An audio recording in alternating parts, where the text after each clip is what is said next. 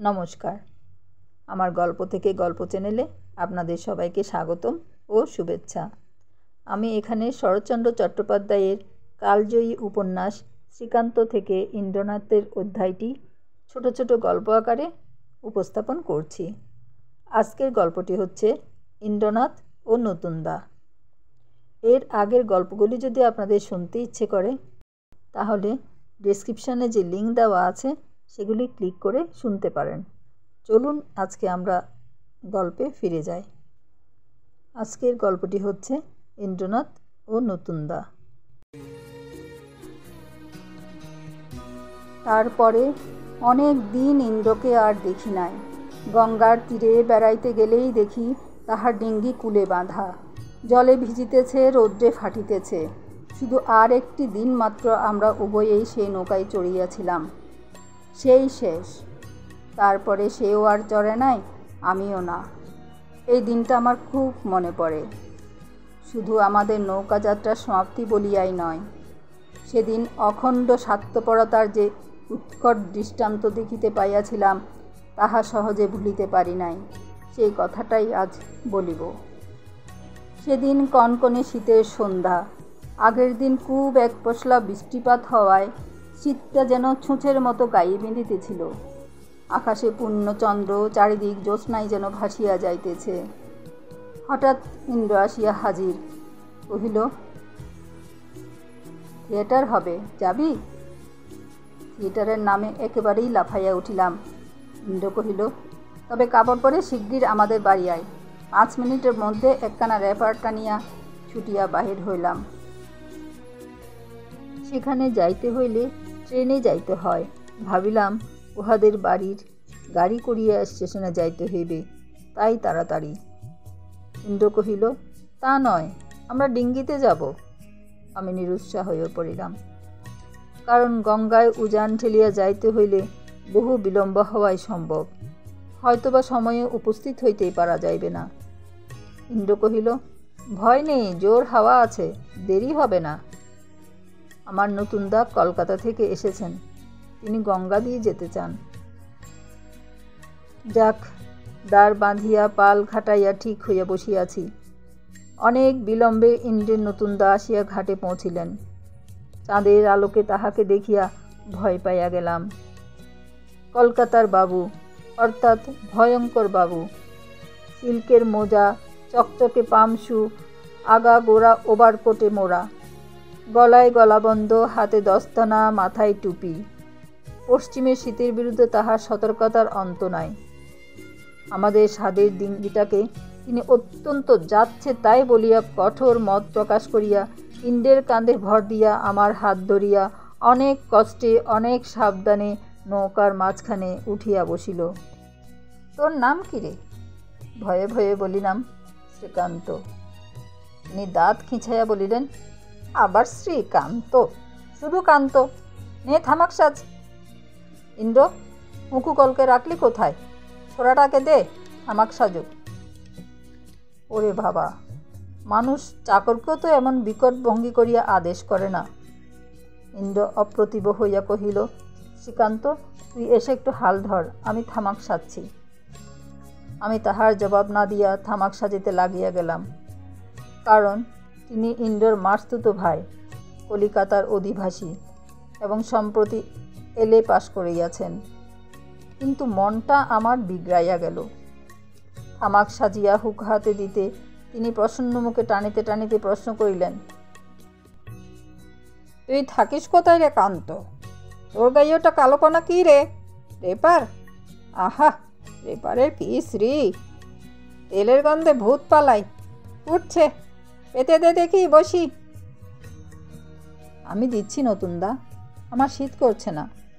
এই বলিয়া ইন্দ্র নিজের গায়ের আলোয়ানটা তাড়াতাড়ি ছুঁড়িয়া ফেলিয়া দিল। তিনি সেটা জড়ো করিয়া লইয়া বেশ করিয়া বসিয়া সুখে থামাক টানিতে লাগিলেন। শীতের গঙ্গা অধিক প্রশস্ত নয়। 8 ঘণ্টার মধ্যেই ডিঙ্গি ওপারে গিয়া ভিড়িল, কিন্তু সঙ্গে সঙ্গে বাতাস পড়িয়া গেল। ইন্দ্র ব্যাকুল হইয়া কহিল, নতুনদা, এ যে ভারী মুশকিল হলো, হাওয়া পড়ে গেল, আর তো পাল চলবে না। নতুনদা জবাব দিলেন, এই চোরাটাকে দে না, দাঁড় টানুক। কলিকাতাবাসী নতুনদার অভিজ্ঞতায় ইন্দ্র ঈষৎ ম্লান হাসিয়া কহিল, দাঁড় কারোর 7 দিনেই নতুনদা, এই রেত ঠেলে উজান বয়ে যায়, আমাদের ফিরতে হবে।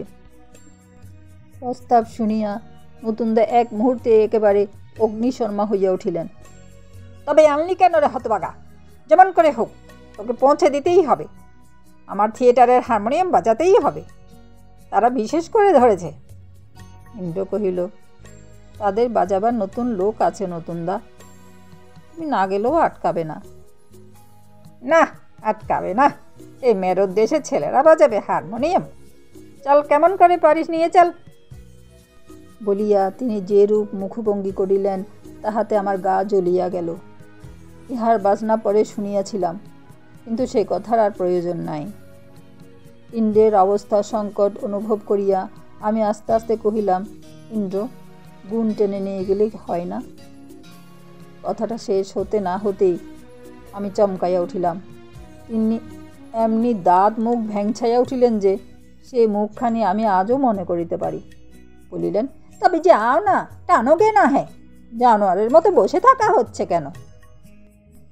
তারপরে একবার ইন্দ্র একবার আমি গুণ টানিয়া অগ্রসর হইতে লাগিলাম, কখনো বা উঁচু পাড়ের উপর দিয়া, কখনো বা নিচে নামিয়া, এবং সময়ে সময়ে সেই বরফের মতো ঠান্ডা জলের ধার ঘেঁষিয়া অত্যন্ত কষ্ট করিয়া চলিতে হইল।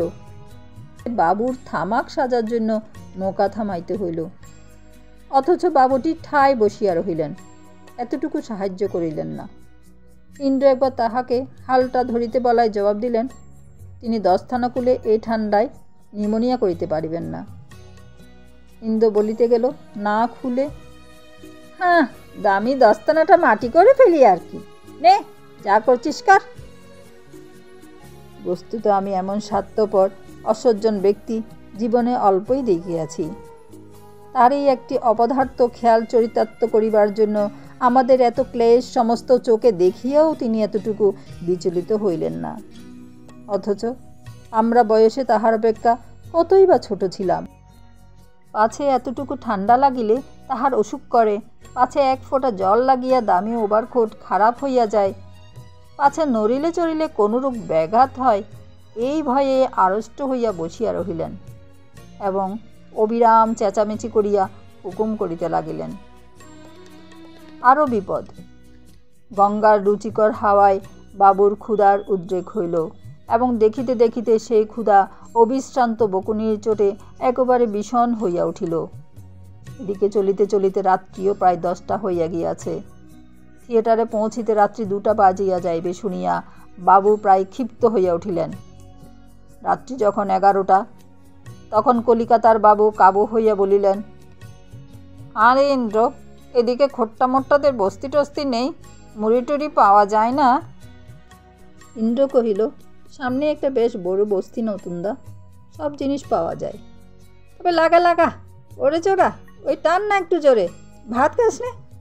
ইন্দ্র বল না তোরই ওটাকে একটু জোর করে টেনে নিয়ে চলুক। ইন্দ্র কিংবা আমি কেহই তাহার জবাব দিলাম না। যেমন চলিতেছিলাম তেমনিভাবেই অনতিকাল পরে একটা গ্রামে আসিয়া উপস্থিত হইলাম। এখানে পাড়টা ঢালু ও বিস্তৃত হইয়া জলে মিশিয়াছিল। ডিঙ্গি জোর করিয়া ধাক্কা দিয়া সংকীর্ণ জলে তুলিয়া দিয়া আমরা দুজনে হাঁপ ছাড়িয়া বাঁচিলাম। চালানো চাই না বা দরকার। অতএব ইন্দ্র তাহাকে কাঁধে করিয়া নামাইয়া আনিল। তিনি জ্যোৎস্নার আলোকে গঙ্গার শুভ্র সৈকতে পদচারণা করিতে লাগিলেন। আমরা দুজনে তাহার ক্ষুধা শান্তির উদ্দেশ্যে গ্রামের ভিতর যাত্রা করিলাম। যদিচ বুঝিয়াছিলাম এত রাত্রে দরিদ্র ক্ষুদ্রপল্লীতে আহার্য সংগ্রহ করা সহজ ব্যাপার নয়, তথাপি চেষ্টা না করিয়া তো নিস্তার ছিল না। অথচ তার একাকিতাহিত ইচ্ছা নাই। সেই ইচ্ছা প্রকাশ করিতেই ইন্দ্র তৎক্ষণাৎ আহ্বান করিয়া কহিল, চলো না নতুনদা, একলা তোমার ভয় করবে, আমাদের সঙ্গে একটু বেরিয়ে আসবে, এখানে চোর টোর নেই, ডিঙ্গি কেউ নেবে না, চলো। নতুনদা মুখখানা বিকৃত করিয়া বলিলেন, ভয়? আমরা দর্জি পাড়ার ছেলে, জমকে ভয় করি নে, তা জানিস? কিন্তু তা বলে ছোট লোকদের ডাটি পাড়ার মধ্যে আমরা যাইনি। বেটাদের গায়ের গন্ধ নাকে গেলেও আমাদের ব্যায়ামও হয়। অথচ তাহার মনোগত অভিপ্রায় আমি তাহার পাহারায় নিযুক্ত থাকি এবং থামাক সাজি। কিন্তু আমি তার ব্যবহারে মনে মনে এত বিরক্ত হইয়াছিলাম যে ইন্দ্র আবাস দিলেও আমি কিছুতেই একাকী এই লোকটার সংসর্গে থাকিতে রাজি হইলাম না। ইন্দ্রের সঙ্গে প্রস্থান করিলাম। দর্জিপাড়ার বাবু হাততালি দিয়া গান ধরিয়া দিলেন, টুনটুন পেয়ালা। আমরা অনেক দূর পর্যন্ত তাহার সেই মেয়েলি নাকি সুরে সঙ্গীত চর্চা শুনিতে শুনিতে গেলাম। ইন্দ্র নিজেও তাহার ভ্রাতার ব্যবহারে মনে মনে অতিশয় লজ্জিত ও ক্ষুব্ধ হইয়াছিল। ধীরে ধীরে কহিল, এরা কলকাতার লোক কিনা, জল হাওয়া আমাদের মতো সহ্য করতে পারে না, বুঝলি না শ্রীকান্ত? আমি বললাম, হ্যাঁ। ইন্দ্র তখন তাহার অসাধারণ বিদ্যাবুদ্ধির পরিচয় বোধ করি আমার শ্রদ্ধা আকর্ষণ করিবার জন্য দিতে দিতে চলিল। তিনি অচিরেই বিএ পাশ করিয়া ডেপুটি হইবেন, কথা প্রসঙ্গে তাহাও কহিল। যাই হোক, এতদিন পরে এখন তিনি কোথাকার ডেপুটি কিংবা আদৌ সে কাজ পাইয়াছেন কিনা সে সংবাদ জানি না, কিন্তু মনে হয় যেন পাইয়াছেন। না হইলে বাঙালি ডেপুটির মাঝে মাঝে এত সুখ্যাতি শুনিতে পাই কি করিয়া। তখন তাহার প্রথম যৌবন, শুনি জীবনের এই সময়টা নাকি হৃদয়ের প্রশস্ততা সমবেদনার ব্যাপকতা যেন বৃদ্ধি পায়, এমন আর কোনো কালে নয়। অথচ ঘণ্টা কয়েকের সংসর্গেই যে তিনি নমুনা দেখাইয়াছিলেন, এতকালের ব্যবধানেও তাহা ভুলিতে পারা গেল না। তবে ভাগ্যে এমন সব নমুনা কদাচিৎ চোখে পড়ে যে বহু পূর্বেই সংসারটা রীতিমতো একটা পুলিশ থানায় পরিণত হইয়া যাইত। কিন্তু যাক সে কথা। কিন্তু ভগবানও যে তাহার উপর ক্ষুব্ধ হইয়াছিলেন সেই খবরটা পাঠককে দেওয়া আবশ্যক। এই অঞ্চলে পথঘাট দোকানপত্র সমস্ত ইন্দ্রের জানা ছিল। সে গিয়া মুদির দোকানে উপস্থিত হইল, কিন্তু দোকান বন্ধ এবং দোকানি শীতের ভয়ে দরজা জানালা রুদ্ধ করিয়া গভীর নিদ্রায় মগ্ন। এই গভীরতা যে কিরূপ অতলস্পর্শী সে কথা যাহার জানা নাই তাহাকে লিখিয়া বোঝানো যায় না। ইহারা অম্লরোগী নিষ্কর্মা জমিদারও নয়, বহু ভারাক্রান্ত কন্যাদায়গ্রস্ত বাঙালি গৃহস্থও নয়। সুতরাং ঘুমাইতে জানে। দিনের বেলা খাটিয়া কুঠিয়া রাত্রিতে একবার চার পায়ে আশ্রয় করিলে ঘরে আগুন না দিয়া শুধুমাত্র চেঁচামেচি ও দৌড় নাড়ানাড়ি করিয়া জাগাইয়া দিব, এমন প্রতিজ্ঞা যদি স্বয়ং সত্যবাদী অর্জুন জয়দ্রথবধের পরিবর্তে করিয়া বসিতেন, তবে তাহাকেও মিথ্যা প্রতিজ্ঞা পাপে দগ্ধ হইয়া মরিতে হইত, তাহা শপথ করিয়া বলিতে পারা যায়। তখন উভয়ে বাহিরে দাঁড়াইয়া তার স্বরে চিৎকার করিয়া এবং যত প্রকার ফন্দি মানুষের মাথায় আসিতে পারে তাহার সবগুলি একে একে চেষ্টা করিয়া আধ ঘণ্টা পরে রিক্ত হস্তে ফিরিয়া আসিলাম। কিন্তু ঘাট যে জনশূন্য। জ্যোৎস্নালোকে যত দূর দৃষ্টি চলে তত দূরই যে শূন্য। দর্জি পাড়ার চিহ্ন মাত্র কোথাও নাই। ডিঙ্গি যেমন ছিল তেমনি রহিয়াছে। তিনি গেলেন কোথায়? দুজনে প্রাণপণে চিৎকার করিলাম, নতুনদা, ও নতুনদা! কিন্তু কোথায় কে? ব্যাকুল আহ্বান শুধু বাম ও দক্ষিণের সুউচ্চ পারে ধাক্কা খাইয়া অস্পষ্ট হইয়া বারংবার ফিরিয়া আসিল। এই অঞ্চলে মাঝে মাঝে শীতকালে বাঘের জনশ্রুতিও শোনা যাইত। গৃহস্থ কৃষকেরা দলবদ্ধ হুরারের জ্বালায় সময়ে সময়ে ব্যতিব্যস্ত হইয়া উঠিত। সহসা ইন্দ্র সেই কথাই বলিয়া বসিল, বাঘে নিল না তোরে? ভয়ে সর্বাঙ্গ কাটা দিয়ে উঠিল। সে কি কথা? ইতিপূর্বে তাহার নিরতিশয়ে অভদ্র ব্যবহারে আমি অত্যন্ত কুপিত হইয়া উঠিয়াছিলাম সত্য, কিন্তু এত বড় অভিশাপ তো দিই নাই। সহসা উভয়েরই চোখে পড়িল কিছু দূরে বালির উপর কি একটা বস্তু চাঁদের আলোয় চকচক করিতেছে। কাছে গিয়া দেখি তাহারই সেই বহুমূল্য পামসুর এক পাটি। ইন্দ্র সেই ভিজা বালির উপর একেবারেই শুইয়া পড়িল। শ্রীকান্ত রে, আমার মাসিমাও এসেছেন যে। আমি আর বাড়ি ফিরে যাব না। তখন ধীরে ধীরে সমস্ত বিষয়টাই পরিস্ফুট হইয়া উঠিতে লাগিল। আমরা যখন মুদির দোকানে দাঁড়াইয়া তাহাকে জাগ্রত করিবার ব্যর্থ প্রয়াস পাইতেছিলাম, তখন এই দিকের কুকুরগুলোও যেন সমবেত আত্মচিৎকারে আমাদিগকে এই দুর্ঘটনার সংবাদটাই গোচর করিবার ব্যর্থ প্রয়াস পাইতেছিল। তাহা জলের মতো চোখে পড়িল। তখনও দূরে তাহাদের ডাক শোনা যাইতেছিল। সুতরাং আর সংশয় মাত্র রহিল না যে নেকড়িগুলো তাহাকে টানিয়া লইয়া গিয়া সেখানে ভোজন করিতেছে। তাহার ওই আশেপাশে দাঁড়াইয়া সেগুলো এখনও চেঁচাইয়া মরিতেছে। অকস্মাৎ ইন্দ্র সোজা উঠিয়া দাঁড়াইয়া কহিল, আমি যাব। আমি সবয়ে তাহার হাত ছাপিয়া ধরিলাম। তুমি পাগল হয়েছ ভাই? ইন্দ্র তাহার জবাব দিল না। ডিঙ্গিতে ফিরিয়া গিয়া লগিটাকে তুলিয়া কাঁধে ফেলিল। একটা বড় ছুরি পকেট হইতে বাহির করিয়া বাঁ হাতে লইয়া কহিল, তুই থাক শ্রীকান্ত, আমি না এলে ফিরে গিয়ে বাড়িতে খবর দিস, আমি চললুম। তাহার মুখ অত্যন্ত পাণ্ডুর, কিন্তু চোখ দুটো জ্বলিতে লাগিল। তাহাকে আমি চিনিয়াছিলাম। এ তাহার নিরর্থক শূন্য আস্ফালন নয়। হাত ধরিয়া দুটো ভয়ের কথা বলিলেই মিথ্যা দম্ভ মিথ্যায় মিলাইয়া যাইবে। আমি নিশ্চয় জানিতাম কোনো মতেই তাহাকে নিরস্ত করা যাইবে না। সে যাইবেই। ভয়ের সহিত যে চির অপরিচিত, তাহাকে আমি বা কেমন করিয়া কি বলিয়া বাধা দিব? যখন সে নিতান্তই চলিয়া যায়, তখন আর থাকিতে পারিলাম না। আমিও যা হোক একটা হাতে করিয়া অনুসরণ করিতে উদ্যত হইলাম। এবার ইন্দ্র মুখ ফিরাইয়া আমার একটা হাত ধরিয়া বলিল, তুই খেপেছিস শ্রীকান্ত? তোর দোষ কি? তুই কেন যাবি? তাহার কণ্ঠস্বর শুনিয়া এক মুহূর্তেই আমার চোখে জল আসিয়া পড়িল। কোনো মতে গোপন করিয়া বলিলাম, তোমারও বা দোষ কি ইন্দ্র? তুমি বা কেন যাবে? প্রত্যুত্তরে ইন্দ্র আমার হাতের বাঁশটা টানিয়া লইয়া নৌকায় ছুঁড়িয়া ফেলিয়া দিয়া কহিল, আমারও দোষ নেই ভাই। আমি নতুনদাকে আনতে চাইনি, কিন্তু একলা ফিরে যেতেও পারবো না, আমাকে যেতেই হবে। কিন্তু আমারও তো যাওয়া চাই, কারণ পূর্বেই একবার বলিয়াছি আমি নিজেও নিতান্ত ভীরু ছিলাম না। অতএব বাঁশটা পুনরায় সংগ্রহ করিয়া লইয়া দাঁড়াইলাম এবং আর বাক বিতণ্ডা না করিয়া উভয়ে ধীরে ধীরে অগ্রসর হইলাম। ইন্দ্র কহিল, বালির ওপর দৌড়ানো যায় না, খবরদার সে চেষ্টা করিস নে, জলে গিয়ে পড়বি।